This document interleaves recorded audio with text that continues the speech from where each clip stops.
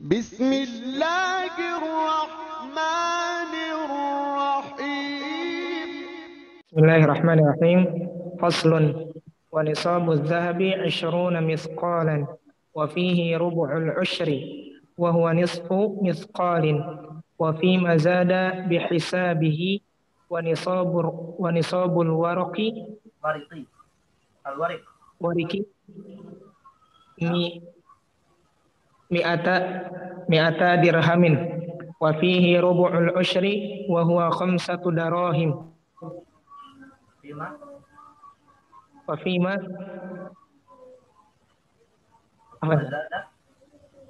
وفيما زاد بحسابه ولا تجب في الحلية المباح زكاة في الحلي المباح زكاة. طيب. والآن سنشرع في بيان زكاة النقدين، يعني زكاة النقدين وهو الذهب والفضة. ويقاس عليه النقود اليومي, ya, yang dikiaskan kepadanya adalah zakat uang juga hari ini. Ya, nanti mungkin akan diperluas lagi, ada nggak zakat uang elektronik, ya, zakat e-money. Nah, ini berkembang juga nih ya. Ada orang punya di dalam kartunya sampai 100 juta misalnya gitu ya. Itu juga zakat e-money ini gitu ya. Nah, ini bisa kita kembangkan dalam hal seperti itu. Baik. Al-muhim awal syai' az-zahab wal fiddah sebagai fondasi, sebagai asas dari zakat zakat harta yang digunakan sebagai dasar transaksi, ya. Dasar transaksi. Tapi sebenarnya saya tanya, ini perdebatan yang hari ini juga lagi viral ya di negeri kita khususnya. Emas dan perak itu sebenarnya mata uang atau transaksi barter? Misalnya seperti kasus apa tuh yang di Depok itu? Yang pasar syariah. Apa? Pasar syariah. Pasar syariah atau pasar muamalat? Pasar syariah ya? Yang syariah. Pasar syariah. Siapa sih namanya? Intinya foundernya itu ada Saidi-Saidinya ya. Zaim Saidi ya. Yang kemudian ditangkap polisi itu. Nah, yang jadi persoalan begini, Hewan. Sebenarnya emas dan perak itu mata uang ya, sebagai alat tukar, sebagai naqdun, atau dia sebenarnya sebagai sil'ah, sebagai barang. Coba, kalau kita lihat al-wad' al-yaumi, penggunaannya hari ini. Walaupun wujudnya adalah dinar dan dirham, walaupun wujudnya dicetak dinar dan dirham. Ya, kalau misalnya perhiasan jelas itu adalah sil'ah, bukan uang ya. Tapi kalau misalnya wujudnya dinar dan dirham, ya, itu dia naqdun atau dia sil'ah. Paham nggak perbedaan antara naqdun dengan sil'ah? Hari ini sil'ah, Set. Hari ini sil'ah. Karena udah nggak dipakai, Set, di Indonesia. Nah inilah argumentasi, kalau tidak salah ya, ketika masalah ini lagi viral, argumentasi Ketua MUI ya, Kiai Haji siapa tuh, Anwar Abbas yang dari Muhammadiyah itu ya, ketika ditanya tentang masalah penangkapan Ustaz Zaim ini tadi. Jadi kalau beliau mengatakan begini, kalau misalnya emas dan perak itu statusnya mata uang, memang bisa dipidana karena itu mata uang asing. Tapi yang jadi persoalan, mata uang yang lain gimana kok nggak dipidana? Nah, itu yang jadi persoalan ya. Kalau kita bicara emas dan perak sebagai mata uang. Karena memang ada aturan di negeri kita, ada undang-undang seputar masalah keuangan yang memang pada asalnya tidak boleh bertransaksi di wilayah NKRI kecuali menggunakan rupiah. Maka dianggaplah emas dan perak atau dinar dan dirham sebagai mata uang ilegal gitu ya. Boleh nanti dijerat lah dengan. Tapi yang jadi masalah kalau dia statusnya sebagai sil'ah, nah ini nggak bisa dijadikan dasar untuk ditangkap. Karena sil'ah itu dalam hukum kita ya barter boleh gitu ya. Kalau dia sil'ah maka statusnya barter. Nah ini juga nanti akan jadi masalah terkait dengan masalah unsur ribanya. Ya boleh nggak misalnya seperti membeli emas online gitu ya yang tidak taqabud. Nah itu juga berlaku di hukumnya gitu ya. Jadi kalau tidak taqabud, nah, akan dilihat nih emas sebagai mata uang, sebagai naqdun atau sebagai sil'ah. Kalau dia misalnya sebagai sil'ah, ada peluang jual beli emas secara tidak taqabud itu boleh gitu. Secara online itu boleh kalau dia statusnya sil'ah. Tapi kalau dia statusnya adalah naqdun, nah maka jual beli emas online ini tidak dibenarkan. Karena sekarang ini kalau sebatas pengetahuan saya ya, misalnya di Antam yang memperjualbelikan emas dan perak itu pada masyarakat tidak membolehkan jual beli langsung di tempat. Jadi mereka jual belinya online. Nah, itu yang sekarang banyak masyarakat kita mempertanyakan, itu sebenarnya boleh nggak jual beli emas lewat Antam secara online. Dan Antam mensyaratkan jual belinya harus online, tidak boleh secara cash di tempat. Nah, ini juga jadi persoalan. Padahal bisa jadi masyarakat punya kebutuhan untuk memiliki emas dan perak, ya apapun tujuannya, apakah untuk investasi ataupun untuk yang lain lah. Baik, nah jadi ini satu isu kontemporer nih ya, Irfan. Kalau kalian misalnya ada yang mau nulis skripsi misalnya ya, bahas masalah begini tuh tentang sil'ah, naqd, ya fil Quran ya, atau tafsir ayat ahkam. Karena istilah zahab dan fiddah itu ada dalam Al-Quran, istilah dinar ada dalam Al-Quran.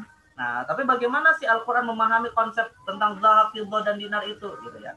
Apakah dia dikategorikan sebagai sil'ah atau dia dikategorikan sebagai naqd, dan bagaimana turunan hukum-hukum yang menjadi turunannya terkait dengan masalah zakat, terkait dengan masalah ribanya, terkait dengan masalah mungkin statusnya yang bisa dipergunakan atau tidak dalam mahar misalnya ya. Nah, terusnya lah. Banyak itu persoalan hukum yang nanti akan bisa dikembangkan. Nah, sekarang kita fokus kepada masalah zakat nih. Zakat az-zahab wal fiddah. Qala Syekh Al-Qadhi Abi Syuja Al-Asfahani faslun wa nisabu zahabi 20 mithqalan. Nah, jadi nisab emas itu adalah 20 mithqalan ya, 20 mithqal. Nah, mithqal ini istilah untuk menyebut kepingan ya. Mithqal itu istilah untuk menyebut kepingan emas. Jadi maksudnya adalah 20 dinar. Ya, 20 dinar yang sudah masyhur di masa Nabi, yang mana 1 dinar itu atau 1 mithqal itu timbangannya adalah 4 gram emas 24 karat. Jadi 1 mithqal sama dengan 1 dinar. 1 dinar itu sama dengan 1 dinar itu sama dengan emas 4 gram 24 karat. Ya, makanya kan terkait dengan nisab sariqah ya, nisab tentang masalah pencurian, itu Rasul menyebutkan rubu'ul dinar, yaitu rubu' mithqal, yaitu 1/4 dinar. Jadi mithqal di sini adalah istilah untuk dinar ya. Nah, zakatnya berapa? Wa fi rubu'ul usyri. Rubu'ul usyri wa huwa nisfu mithqalin. Baik, rubu'ul usyri itu berapa ya, Ikhwan? Kalau 20 mithqal berarti rubu'ul usyri itu berapa? Al-usyr itu berapa? Istilah al-usyr itu istilah angka atau persen? 1/10%. Ya. Al-usyr itu 10%. Berarti kalau rubuhnya berapa? 2,5%. 2,5%.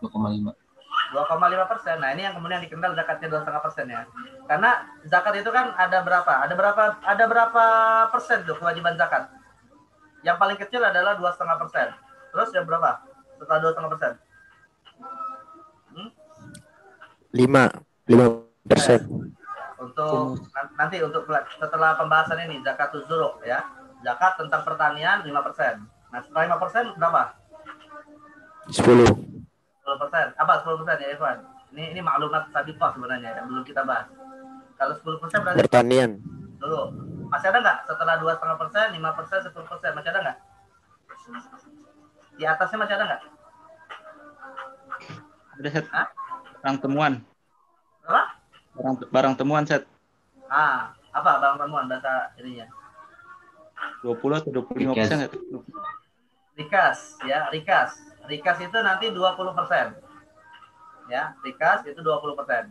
Ya. Tapi kalau kita perhatiin ya, Ikhwan, kalau kita perhatikan ya, antara 2,5, 5, 10, 20% itu kalau kita perhatikan berdasarkan pertimbangan kesulitan di dalam memiliki barang tersebut. Semakin sulit barang itu dimiliki, bukan kesulitan, tapi kebalikannya, kemudahan. Semakin mudah barang itu dimiliki, semakin besar kewajiban zakatnya. Semakin mudah ya barang itu dimiliki, semakin besar kewajiban zakatnya. Emas dan perak 2,5% karena memang itu nanti akan terkait dengan banyak usaha yang mungkin berat bagi orang untuk mendapatkannya. 5% ya untuk pertanian yang kemudian memerlukan perawatan. 10% tidak perlu perawatan. 20% untuk zakat rikas. Tadi zakat rikas terjemahnya apa ya, Ikhwan? Temuan. Nah, ini juga perlu diluruskan. Bukan zakat barang temuan. Ya. Karena kalau yang namanya kalian ketemu dompet di tengah jalan itu bukan rikas. Paham nggak? Ya kalau kalian ketemu dompet di tengah jalan, boleh nggak diambil itu? 80% dan 20% dizakati, boleh nggak? Nggak ada. Hah? Nah, ini Tunggu setahun, Zat. itu namanya lukoto ya. Kalau seperti itu namanya lukoto, itu bukan rikas. Nah, rikas itu nanti ada definisinya. Rikas itu lebih tepatnya adalah zakat barang yang zakat harta yang ditimbun, ya, ditimbun di dalam tanah, itu namanya rikas.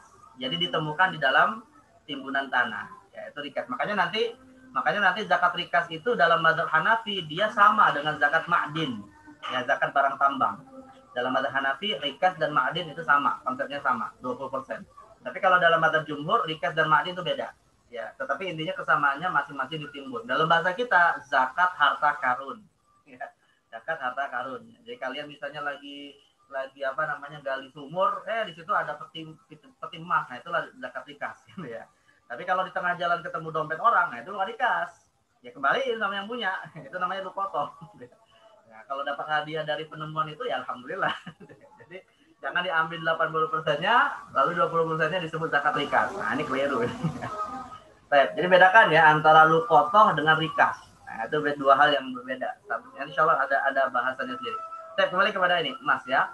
Wahuwa nisfu miskol. Nah, 2,5% ini sama dengan setengah miskol. Nah, kalau setengah miskol berarti tadi kan kewajibannya ada nisabnya adalah 20. Berarti kalau setengah miskol berapa ya, Ikhwan? Berapa dinar?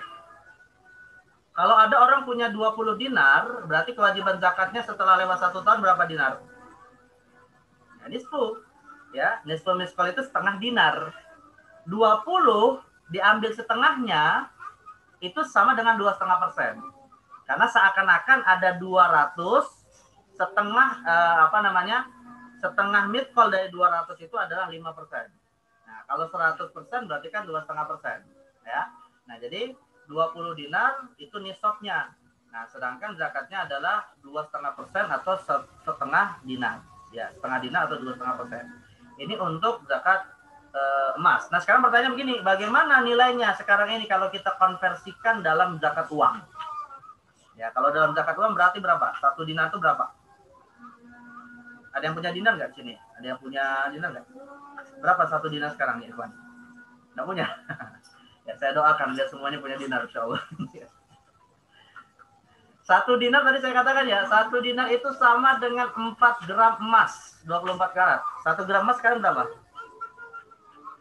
Nggak punya juga. Jangan-jangan ini gajinya dikasih ke istri semua nih yang udah nikah. Istrinya yang paling paham tentang emas. Berapa ya, Ikhwan? Emas sekarang berapa sekarang? Tahu nggak harga emas sekarang? 900.000. Hah? 900 ribuan. 900 ya? Sudah turun dari 1 juta ya? Belum. Masih di angka 1 juta, kurang lebih. 900, Set. Ya, maksudnya 900 lebih atau 900 pas atau gimana? 900 kadang kurang, kadang lebih. Oh, masih turun ya? Masih turun. Berarti rupiah yang lagi naik sekarang ya? Oke, baik. Berarti kalau misalnya 20 dinar dikali 900 berapa sekarang? 20 dinar kali 900 itu berapa? Anggaplah 900.000 per 1 dinar. 2 kali 9 kan berapa? 18. Bukan. Keliru. 900.000, ya betul. 900.000 kali, enggak, 900.000 kali 4 dulu. 1 dinar itu 900.000 dikali 4 berapa? 3,6. 3.600.000. 3.600.000 dikali 20. 72 juta. 72. Berarti nisab emas sekarang, nisab uang ya, kalau kita punya tabungan misalnya apakah di bank ataupun dimanapun, kalau kita punya tabungan uang sudah mencapai nilai 72 juta masuk nisab. Ya, sudah sampai 72 juta rupiah itu masuk nisab. Kalau kita menggunakan konsep atau kias kepada emas. Nah, nanti beda lagi dengan dirham ya. Dirham lebih kecil nilainya. Ya. Baik, ini kalau kita uang dikiaskan kepada emas ya. Wa fi mazada bihisabihi, dan semakin bertambah itu kan standar nisab ya. Semakin bertambah ya sudah dia akan mengikuti 2,5% itu tadi. Jadi kalau misalnya dia punya dinarnya sampai 100 dinar ya 2,5% dari 100 dinar berarti 2,5 dinar. Jadi kalau 20 dinar berarti zakatnya setengah dinar, kalau 100 dinar berarti zakatnya 2,5 dinar. Nah, begitu juga dengan rupiah. Ya, kalau 100 juta berarti 2.500.000. Kalau 72 juta ya tinggal dilihat berapa 2,5%-nya jadi 72 juta. Ya, jadi intinya zakat itu akan zakat emas itu akan mengikuti total dari jumlah yang dimiliki. Nah, sekarang pertanyaan begini, Ikhwan. Zakatnya diambil dari saat masuk nisab atau saat setelah melewati haul? Kaidahnya, diambil saat masuk nisab atau setelah melewati haul? Misalnya begini. Nisab. Nisab. Kalau nisab keliru berarti ya. Kalau pakai nisab keliru gitu ya. Misalnya begini. Tadi kan nisabnya 72 juta ya. Nisabnya 72 juta rupiah. Anggaplah kita hitung pakai uang aja lah karena ini sering digunakan. 72 juta rupiah. Itu nisab. Ya, tapi tidak langsung bayar zakat karena harus ngitung dulu 1 tahun haul ya. Nah, alhamdulillah melewati 1 haul, rupanya hartanya bertambah sampai 200 juta. Karena dia punya usaha lah, atau dia punya dapat hadiah lah, atau dapat warisan lah, atau dapat apalah macam-macam digabungkan di dalam tabungannya, jatuh tempo setelah lewat 1 tahun angkanya menjadi membengkak 200 juta. Nah, saya tanya Ikhwan, 2,5%-nya diambil dari 72 juta saat nisab itu baru dihitung haulnya, atau nanti ketika sudah jatuh tempo setelah lewat 1 tahun yaitu 200 juta. Nah, diambil dari 200. Nah, jadi bukan diambil dari nisab ya, bukan diambil dari sejak awal nisab, tapi diambil setelah lewat haul ya. Nah, maka diambil 2,5% dari 200 juta, maka zakatnya 5 juta. Tapi begini ya Ikhwan, bagaimana kalau misalnya saat jatuh tempo turun, rupanya dihitung tabungannya tinggal 50 juta, tetap wajib nggak zakatnya 2,5%? Tidak, nggak masuk nisab, Tat. Nggak masuk nisab, gugur kewajibannya. Ya, gugur kewajibannya. Dan dia mulai menghitung haul lagi nanti ketika masuk nisab yang kedua. Ya, jadi artinya turunnya dari nisab menggugurkan kewajiban zakat. Walaupun sudah mulai menghitung haul ya, selama belum sempurna haulnya. Karena di dalam mazhab jumhurul ulama kecuali Hanafi, syarat haul atas emas itu atau atas uang itu harus sempurna dalam 1 tahun, tidak berkurang di tengah haul itu terhitung ya. Baik, ini cara menghitung zakat az-zahab ya, lalu dikiaskan kepada uang. Wa nisabul wariqi mi'ata dirhamin. Nah, adapun kalau warik itu fiddah ya, kalau untuk perak atau dirham maka nisabnya adalah mi'ata dirhamin, 200 dirham. Dan sama kewajiban zakatnya adalah wa fihi rubul usyur, yaitu 2,5%, wa huwa khamsatu darahim, itu angkanya 5 dirham. Seperti yang tadi saya katakan ya, kalau 200 juta berarti 5 juta rupiah. Nah, itu kalau ke uang. Nah, tapi kalau di sini nisabnya 200 dirham, maka kemudian kewajiban zakatnya 2,5% yang ditunaikan sebesar 5 dirham. Wa fi mazada wa bi hisabihi ya. Kemudian kalau kelebihan semakin besar dirhamnya ya maka disesuaikan 2,5%-nya ya. Dasarnya adalah liqabar, kalau untuk yang tadi emas, liqabari Abi Dawud wa ghairuhu an Ali radhiyallahu anhu Nabi sallallahu alaihi wasallam wa laysa 'alaika syai'un ya'ni fil dhahab hatta yakuna laka 20 dinaron fa in kana laka 20 dinaron wa hala, ini yang tadi saya sebutkan syaratnya ya, wa hala 'alaihi al-haul, melewati 1 tahun kepemilikannya, fa fiha nisfu dinar wa famazada fa bi hisabi zalika. Wad dinar huwal mithqal. Nah, ini yang tadi saya katakan ya Ikhwan, yang dimaksud dengan mithqal itu adalah ad-dinar. Jadi kalau nanti misalnya di ujian ditanya ya ta'riful mithqal itu apa? Ya jawabannya adalah dinar. Ya. Wa yusawil nisfu lira inkiliziyah wa ziyadah qalila. Nah, ini dikonversikan oleh Syekh Al-Bugha menjadi nisfu lira inkiliziyah ya. Ini mata uang lira inkiliziyah itu kalau Inggris itu apa ya mata uangnya Ikhwan? Hah? Mata uang Inggris itu apa ya? Lirah ya? Hah? Ya Ikhwan, mata uang Inggris itu apa? Pound sterling ya? Bahasa Arabnya lirah ya? Betul ya? Inggris. Pound Mata uang Inggris tahu? benar. Pound Pound sterling. Gimana bacanya sih? Pound Pound sterling. sterling. Nah, itu dalam bahasa Arab lira Inggris. Saya pikir lira Turki. Kalau Turki kan lira ya. Nah, ini beliau konversikan kepada pound sterling ya, karena memang mata uang Inggris juga sekarang cukup kuat ya, bersaing dengan dolar, juga dengan euro, Eropa dan seterusnya. Inggris sekarang masih ikut Uni Eropa, ada bisa ya? Kalian mengikuti nggak perkembangan dunia internasional? Hah? Masih pisah. Pisah. Masih Terakhir pisah atau sudah pisah? Kemarin sempat masih pisah. pisah apa sudah pisah? Udah pisah dan belum masuk lagi. Belum gabung lagi kan? Berarti dia tidak menjadi bagian dari Uni Eropa ya, walaupun di benua Eropa ya. Nah, itu berarti mata uang dunia hari ini ya yang cukup bersaing sengit itu 3 ya, dolar, euro sama pound sterling itu tadi ya. Atau kalau rupiah ini kayaknya jauh dengan bersaingnya.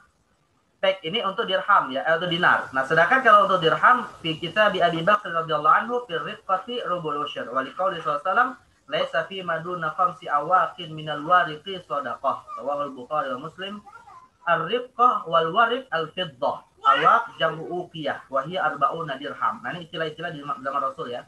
Ar-riqah wal wariq itu fiddah, awaq itu jam'u uqiyah, satu uqiyah sama dengan arba'una dirhaman. Ya, 40 dirham. Nah, sekarang coba mungkin kita tutup di sini ya pada zakat kalau huli insyaallah nanti kita bahas pada pertemuan yang datang sebagai pembahasan lanjutan. Nah, sekarang saya ingin mengajak kita mengkonversikan dirham kepada uang rupiah ya. Kalau tadi kan dinar sama dengan 4 gram emas 24 karat, ya anggaplah dirupiahkan 72 juta. Nah, sekarang kalau dirham berapa ya, Evan? 1 dirham sekarang berapa? Ya, Evan, ada yang tahu nggak 1 dirham itu berapa sekarang?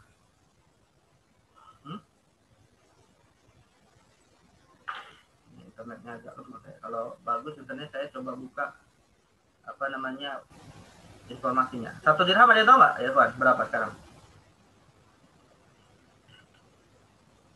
Evan, udah pada sholat atau gimana nih?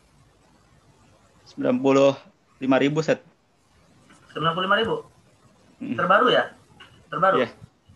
Yeah. Di mana informasinya? Di dinar dirham atau di wakala dinar? Dari dirham ke Indonesianya. Oh, dirham Indonesia. Berapa? 90.000. Oh, naik ya? 95.000. 95.000 naik ya? Sebelumnya 70.000 kalau nggak salah. Nah, kalau 95.000 ini tadi berapa dirham? Dirham itu berapa tadi? Nisabnya. Mi'ata dirhamin. Berarti kalau 200 dirham dikali berapa tadi? 95.000 ya? Berapa itu? 95.000 dikali 400. Berapa rupiah? Ini ada yang dari stan atau mana? Yang cepat ngitungnya. 95 dikali 400, 95 dikali 4 berapa? 19 juta sih. 19 juta. Jadi 95 kali 400 dinar cuma berapa? 200 dinar kan, Set? Bukan. 200 dirham. 200 dirham. 19 juta ya? Iya, Set. Baik. Nah, saya tanya ya, Evan, kalian mau milih yang mana nih? Mau nisab 72 juta emas, 72 juta rupiah sama dengan emas, atau 19 juta sama dengan dirham? Mau pakai nisab yang mana? Hah? Tergantung uangnya, Set. Kalau nisabnya belum sampai yang emas, berarti pakai emas. Ya, kebanyakan orang milih yang emas dulu. Ya, kalau dirham, kalau pakai dirham ya atau nisab kiasnya kepada dirham, nah ini insya Allah orang Indonesia banyak bayar zakat, insya Allah banyak bayar zakat. Ya. Tapi kalau pakai dinar, nah ini mungkin berkurang itu persentase kewajiban zakatnya ya. Nah, makanya seperti yang pernah saya sampaikan ya, Ikhwan, kita kalau ingin mengambil sikap warok ya, ingin mengambil sikap kehati-hatian dan juga untuk ibadah, maka gunakanlah konsep dirham biar kita kemudian ada kesempatan lah untuk bayar zakat gitu ya, dengan tadi berapa? 19 juta ya? Ya, 19 juta. 19 juta. Itu kan ya mungkin banyak lah yang kalau udah punya 19 juta tabungannya selama 1 tahun gitu ya. Ya, yang misalnya kerja gajinya 5 juta per bulan aja, kalau misalnya ya kebutuhannya 2 juta bisa nabung 3 juta, 3 kali 12 udah lebih dari 19 juta ya. Nah, Nah, tapi kalau untuk yang 72 juta, nah mungkin agak jauh. Tapi kalau kita ingin berfatwa kepada masyarakat ya, yang mungkin kita tahu bagaimana kehidupannya, ya gunakanlah konsep zakat emas. Jadi ada dua pilihan nih, ada dua pilihan. Bisa pakai emas atau bisa pakai perak. Tapi kebanyakan sih kalau hari ini difatwakan adalah menggunakan nisab emas ya, yang dikiaskan ke rupiah 92 juta. Ya. Berapa? 72 juta rupiah. Baik, ini biar sekaligus kita belajar fikihnya juga dikaitkan dengan apa namanya konteks hari ini gitu ya. Jadi tidak kaku melihat zakat yang dibahas di zaman Al-Qadhi Abi Syuja' Al-Asfahani pada abad ke berapa? Keempat atau kelima Hijriah.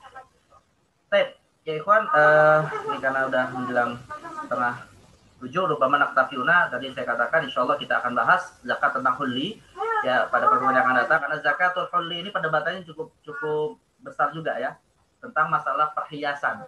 Jadi dia bukan dinar, bukan dirham yang menjadi sil'ah atau menjadi nakad, tapi dia malah menjadi zina, hulli, sesuatu yang digunakan dalam keseharian manusia. Nah, ini diperdebatkan tentang zakatnya. Dalam mazhab Syafi'i tidak wajib, tapi dalam mazhab yang lain ada kewajiban. Dan ini terkait dengan nasi mansu dalam dalil-dalilnya.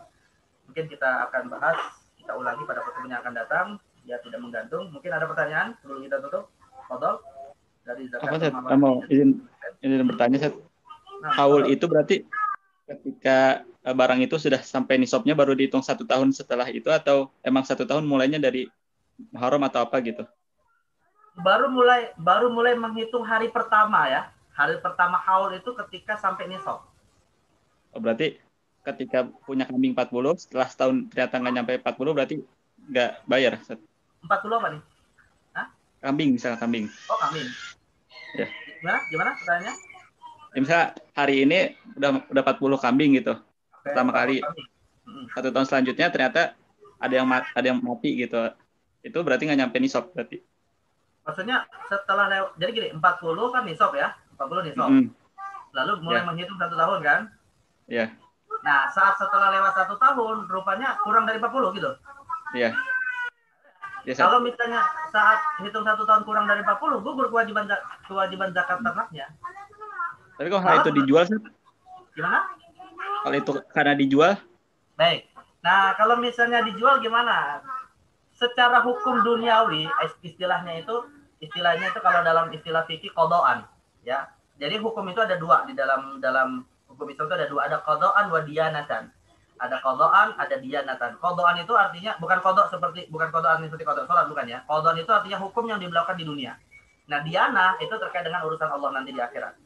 Kalau misalnya sebelum jatuh tempo ada orang yang menjual kambingnya karena kebutuhan yang memang itu betul dia butuhkan untuk kebutuhan sehari-harinya, lalu membuat nisab kambingnya itu berkurang, maka dia tidak bayar zakat qadaan boleh, artinya memang tidak boleh dibebankan zakat karena memang tidak mencapai nisab, dan urusan di akhiratnya dia tidak berdosa. Ya, urusan di akhiratnya tidak berdosa. Kalau memang betul-betul atas dasar kebutuhan, ya. Sama seperti ini, ikhwan, kita punya uang sudah masuk nisab, uang tabungan 100 juta. Menjelang jatuh tempo, ya sudah lewat hampir 1 tahun, menjelang jatuh tempo, rupanya kita butuh nih uang itu untuk untuk berobat lah, atau untuk membeli keperluan yang sifatnya primer lah, dan seterusnya. Maka kebutuhan yang digunakan tadi uang yang digunakan untuk beli kebutuhan itu yang kemudian membuat turun nisabnya, itu gugur kewajiban zakatnya secara qadaan dan tidak berdosa secara diyanatan. Tapi kalau tujuannya adalah untuk khosyatas shadaqah, kalau tujuannya untuk menghindari kewajiban zakat, ya, untuk menghindari kewajiban zakat, nah maka di sini secara qadaan dia tidak wajib zakat, tetapi secara diyanatan tetap hatinya akan dipertanggungjawabkan di akhirat. Ya. Jadi ini tergantung kepada niat dan tujuannya nih, mengurangi kewajiban zakatnya tadi ya. Bisa dipahami yang bertanya? Jadi kalau misalnya dijual karena memang kebutuhan, nggak masalah, dia tidak wajib zakat secara qadaan dan tidak berdosa secara diyanatan. Tapi kalau misalnya tujuannya untuk menghindari kewajiban zakat dengan cara dijual agar tidak bayar zakat dengan menunaikan 1 ekor kambing, maka secara qadaan dia tidak wajib zakat, amil zakat tidak boleh memaksa, pemerintah tidak boleh memaksa, tetapi secara diyanatan, nah, maka ada perhitungannya secara khusus kepada Allah Subhanahu wa taala. Serami ya yang bertanya? Kalau misalnya gini, emang dia tukang jual beli gitu. Pas lagi setahun itu ternyata jadi karena emang banyak dibeli jadi kurang itu tetap bayar berarti, Set? Oh nisab. Jadi dia memang ini sebagai pedagang ya? Iya, Set. Hah? Iya benar. Nah, kalau misalnya yang jadi masalah begini ya, Ikhwan. Yang jadi masalah begini. Kalau dia misalnya sebagai pedagang, dia kan punya dua harta ya. Dia punya dua harta. Satu adalah hewan ternak, dua adalah uang. Gitu ya. Betul nggak? Iya, benar. Nah, sekarang yang jadi masalah begini. Apakah nih ya, antara uang dengan hewan ternak itu bisa digabung nilainya menjadi satu yang kalau kemudian kalau dikonversikan masuk nisab? Jawabannya tidak. Yang bisa digabungkan itu adalah kalau dia nanti memiliki emas dan perak. Jadi misalnya dia punya emas ya cuma 18 dinar. Tapi dia punya perak cuma 190 dirham. Nah, kan masing-masing kalau dipisahkan tidak masuk nisab. Tapi kalau digabungkan masuk nisab. Ya, kalau digabungkan masuk nisab nilainya itu kan. Nah, kalau untuk emas dan perak para ulama mengatakan ini bisa digabungkan. Nanti ada konsepnya sendiri seperti khalifah tadi. Tapi kalau antara uang dengan hewan ternak, maka ini adalah dua harta yang berbeda, maka terpisah kewajiban zakatnya. Jadi kalau misalnya ternaknya sendiri belum mencapai nisab, lalu uang hasil penjualan sendiri belum mencapai nisab, maka tidak ada kewajiban zakat. Kalau memang dia sebagai seorang pedagang yang memang kesehariannya seperti itu, berarti kan ini bagian dari kehidupan dia yang tidak dalam rangka untuk tidak dalam rangka untuk menghindari zakat. Ya. Nah, jadi secara qadha tidak wajib zakat, secara dianah juga tidak berdosa karena tidak ada indikator dia untuk menghindari kewajiban zakat. Nah, apa indikatornya tidak menghindari zakat? Ya memang kebetulan ada orang mau beli. Dan kebelinya itu sebelum jatuh tempo, ya udah itu indikator dia tidak menghindari zakat gitu ya. Kecuali kalau memang ya ada keserakahan tersendiri dalam hatinya untuk menghindari zakat, ya lalu dijual padahal bisa saja kemudian tidak dijual misalnya.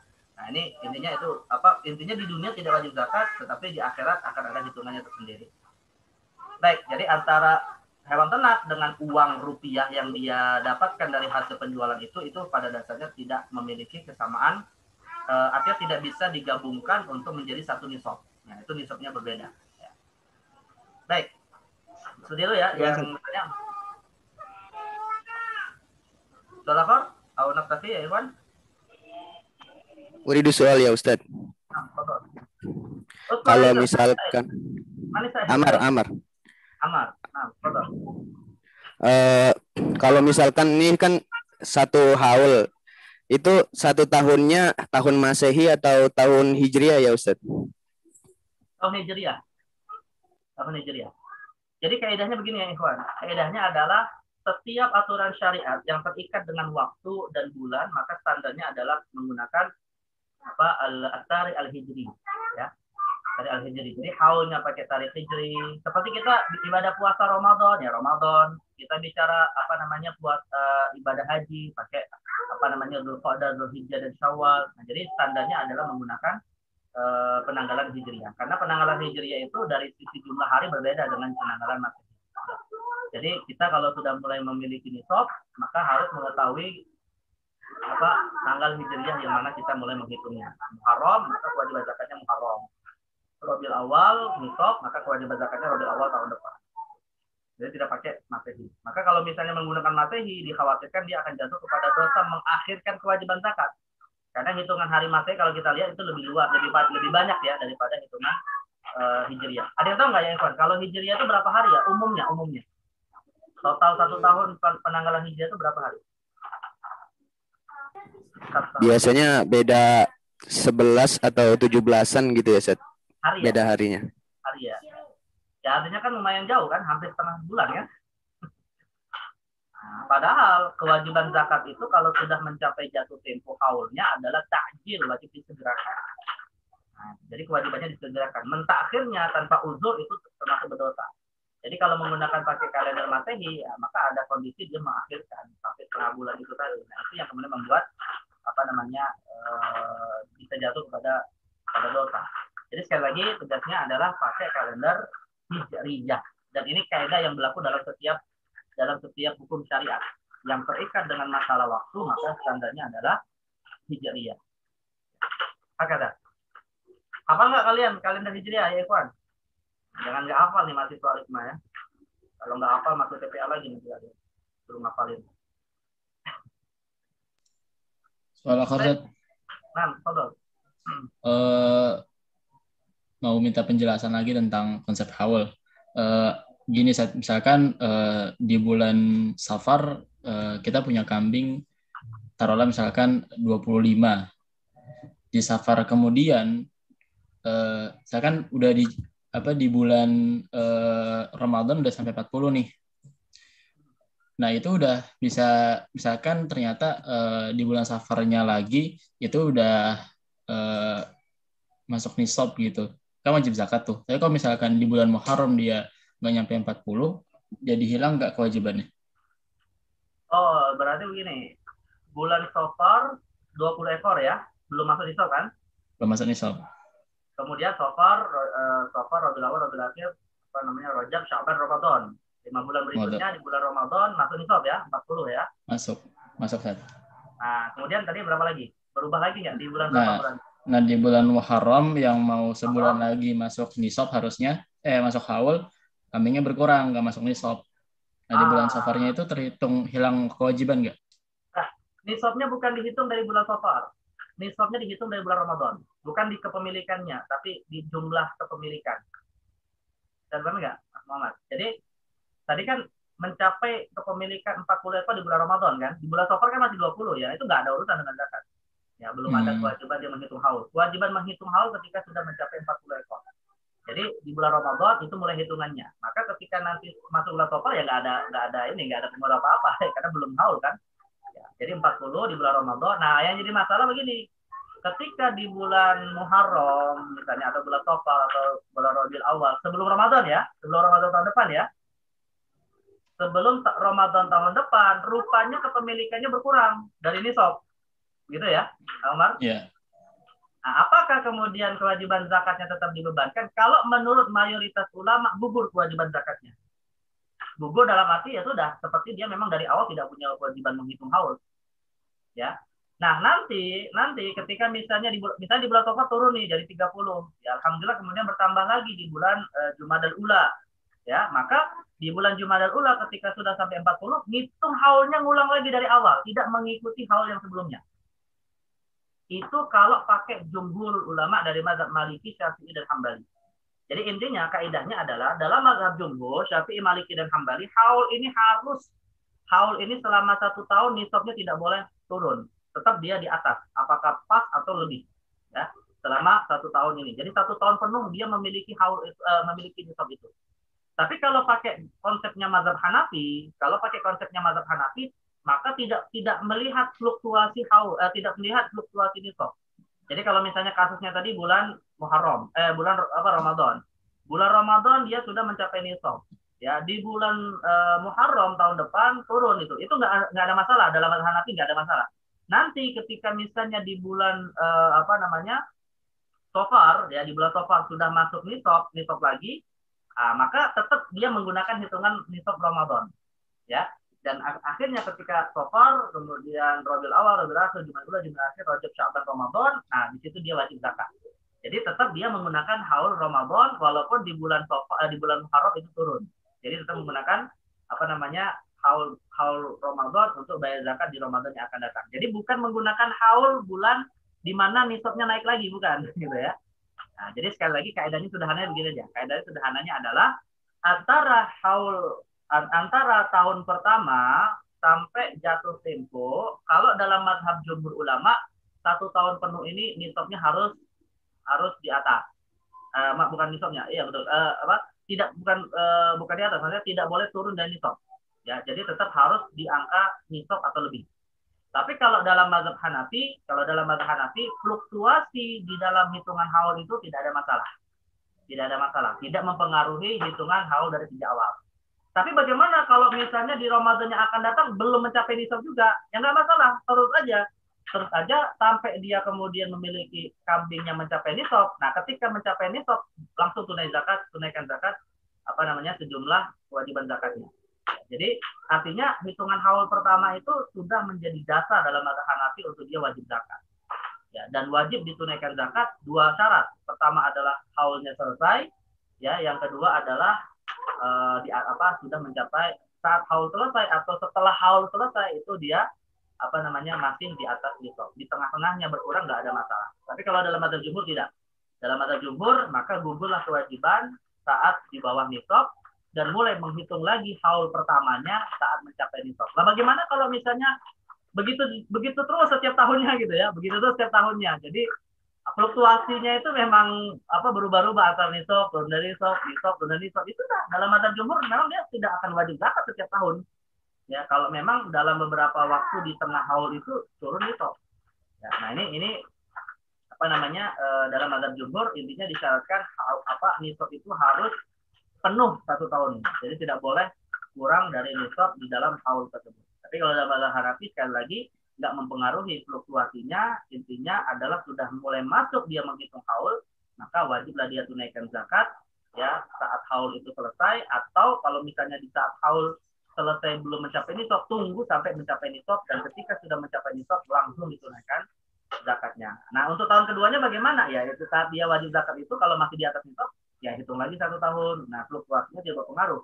Tapi kalau dalam madzhab jumhur, maka harus 100% di masa haul itu nisabnya di atas, ya, atau di batas minimal nisab. Baik, hakada. Bisa dipahami nggak, Umar, perbedaan antara madzhab jumhur dan Hanafi? Bisa, Sat. Bisa, alhamdulillah. Nah, gini, Sat, misalkan tanggal 1 Ramadan udah mulai masuk nisab nih 40 kambing. Berarti dengan kata lain kalau misalnya kita pakai madzhab jumhur, kita harus mempertahankan kambingnya itu di 40 atau lebih ya. Ya, betul. Sampai masuk Ramadan yang akan misalkan datang, ya sampai masuk 1 Ramadan yang akan datang. Nah, kalau misalkan tiba-tiba di tengah antara waktu itu si kambingnya jadi lebih gitu kan, jadi 100 yang untuk nisab yang level selanjutnya itu hitung ulang lagi nggak? Enggak, tetap kalau misalnya gini, dihitung nisab 40 ya. Tapi di jatuh tempo tahun depan, ya setelah lewat 1 haul ya, rupanya dia mencapai 400, maka zakatnya 4 ekor di kewajiban tahun pertama itu. Oke, paham. Jadi tidak melihat di awal ya, tapi dilihat di nilai akhir. Tahu ya? Intinya berarti kalau misalkan di bulan Ramadan yang sekarang itu udah masuk nisab, berarti kita akan ngeluarin zakat hitungan di tahun depannya. Betul. Apakah masuk nisab atau enggak? Jadi nisab itu cuma untuk menghitung haul saja. Nisab itu hanya untuk menghitung haul saja. Adapun nanti berapa zakatnya dilihat di ujung saat jatuh tempo. Ya, berapa nanti di situ. Kalau misalnya di situ masih kewajibannya 1 karena baru angka 40 sampai 120 ya sudah 1. Tapi kalau udah masuk 201 udah mulai 2. Ya, intinya jadi gini, sederhananya begini. Nisab untuk menghitung haul, jatuh tempo untuk menghitung kewajiban zakat. Paham ya perbedaannya ya? Oke, Sat. Paham. Itu kalau kita pakai jumhur, ya, jumhur ulama. Jazakallahu khair. Wala tajibu fil hulliyil mubah zakatun. Ya. Ma huwa al-hulli? Wa lam yadhkur huna Syekh Al-Bughar rahimahullah taala wa hafidhahu makna al-hulli ya. Walakin al-murad bil hulli huwa az-zahab wal fidda al-musta'malah lizinah. Jadi al-hulli itu emas dan perak yang digunakan untuk perhiasan. Ya, bukan laisa az-zahab wal fidda al-muddakhar ya, bukan emas dan perak yang biasanya disimpan. Kalau yang disimpan untuk investasi itu bukan hulli.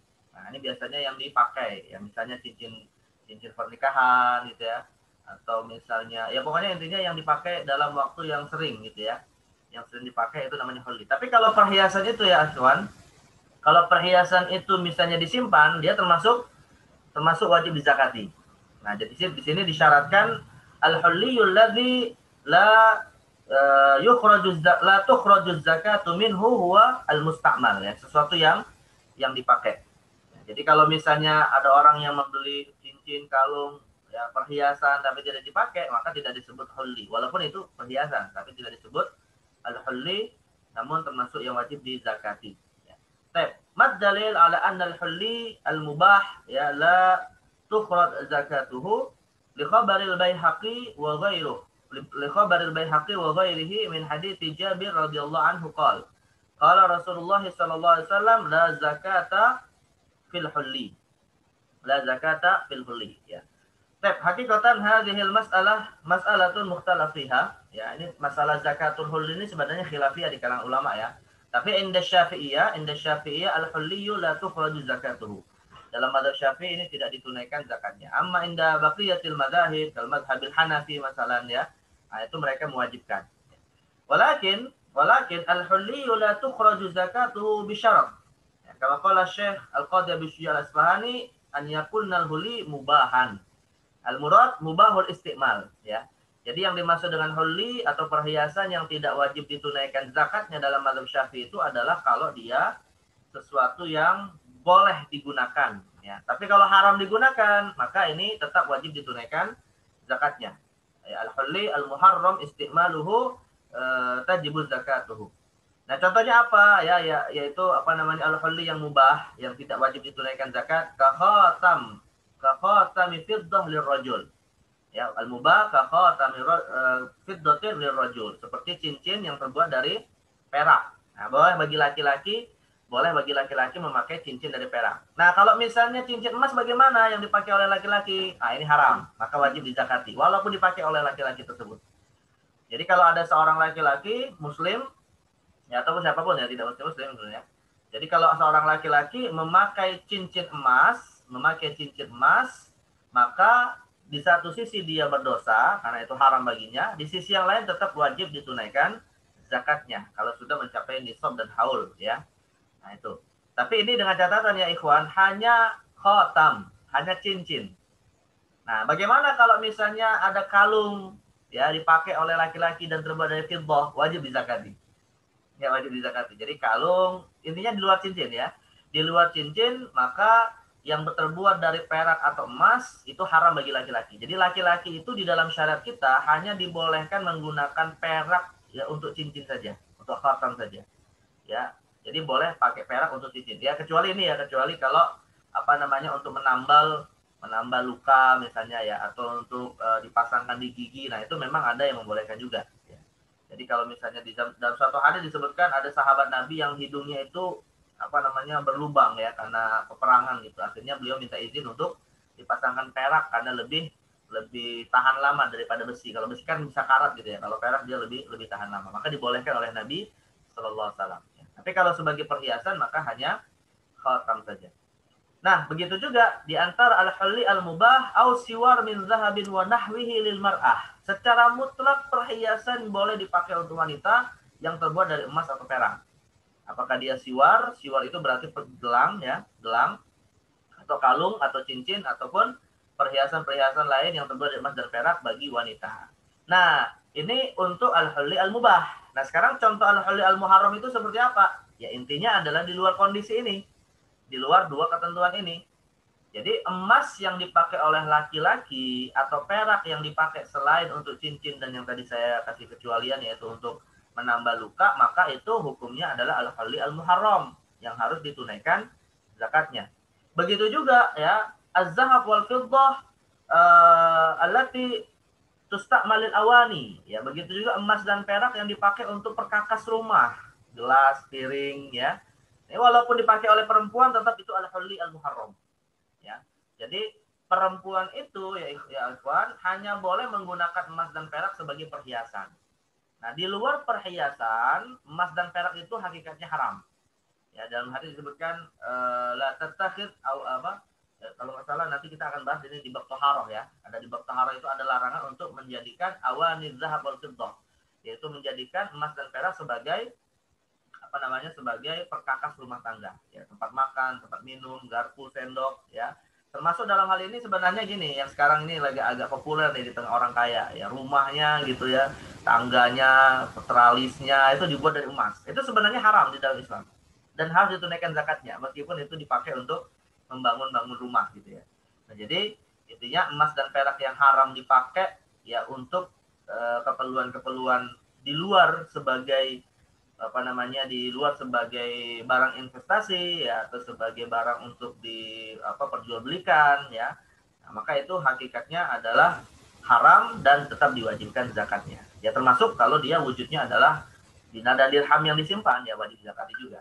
Nah, jadi sekali lagi yang dikecualikan yang tidak wajib ditunaikan zakat adalah cincin perak yang dipakai laki-laki atau perhiasan yang terbuat dari emas dan perak yang dipakai oleh kaum wanita secara mutlak. Nah, di luar itu maka dia dikategorikan al-hulliyul muharram tajibu zakatuhu. Baik. Ada fi mas'alati al-hulli ya khassa 'inda Syafi'iyah.